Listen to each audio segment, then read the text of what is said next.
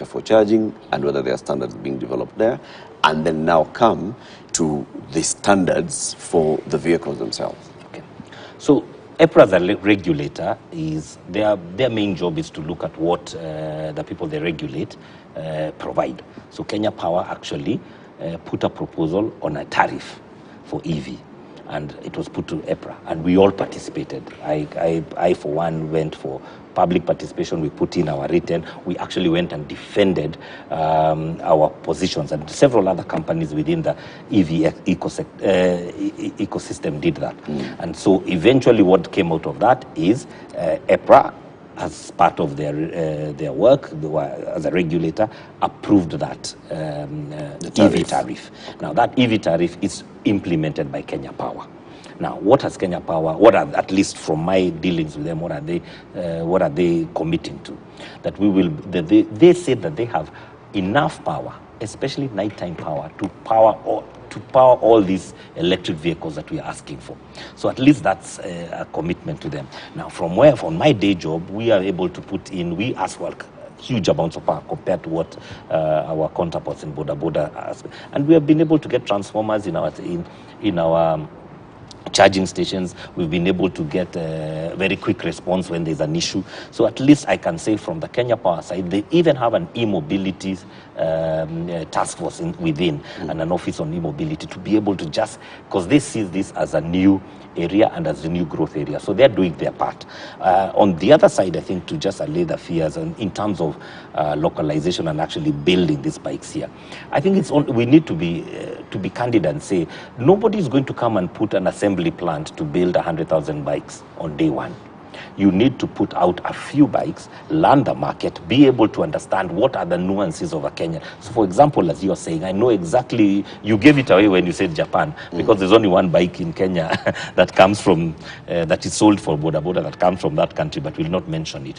What happens is, you put out a few bikes, you understand what, she will go back. I bet you speak to the company and they ask you, what is it you like, what would you like? And that then develops the bike. So there'll always be part one. Even Windows gives you Windows 1.0 to 1.2, and you keep improving it. Now, when you get to the point whereby there's at least adoption, and that's why we are asking for. Why are we asking the government for 5 years? We're asking for 5 years to be able to grow that critical mass, grow the technical skills required here, and start this assembly. So there's no bike is currently manufactured in Kenya. They are assembled in Kenya. What they do is there are certain parts that are in the current regulations they say must be manufactured here, and some of them are these guards, the back, the carrier, some of the filters. There's 7 parts, and then they're moving to 14. Now, those were for ICE bikes.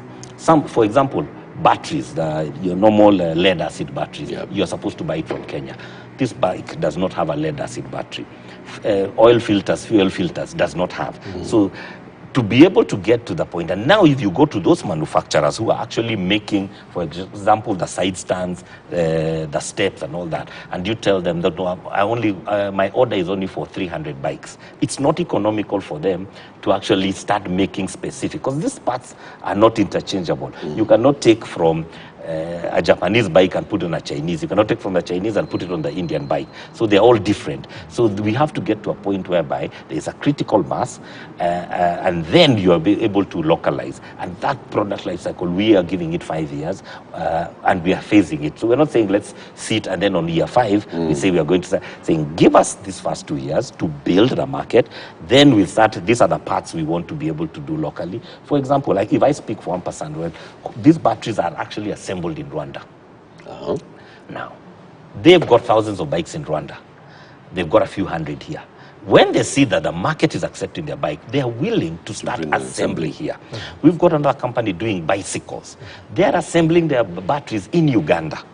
If critical mass starts growing here, and what is their biggest challenge is that 20 22% excise duty on the bicycles. When the critical mass starts, they are willing to move that to Kenya, because Kenya is actually the pearl. Kenya is actually the, it's actually the cherry on the cake.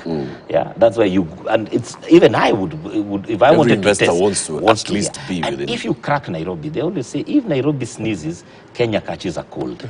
So the moment we accept it in Nairobi, I can assure you, people will be knocking doors and saying, can I be the distributor in Kisumu? I will even put the charging stations, and that's already happening. I'm seeing it in the bus world, where people are telling me, what does it take for me to actually be your partner in Nakuru, in Naivasha? So what we are hoping from the budget and from the president's promise is that we move this conversation away from Nairobi. Now, if it now becomes a county conversation, you will be able to ride your bike to Dala, because you don't ride in one shot. You will stop in Nakuru. Yeah, it's 150 kilometers, or in Naivasha. As you're having your car, no, you don't even charge. You'll swap.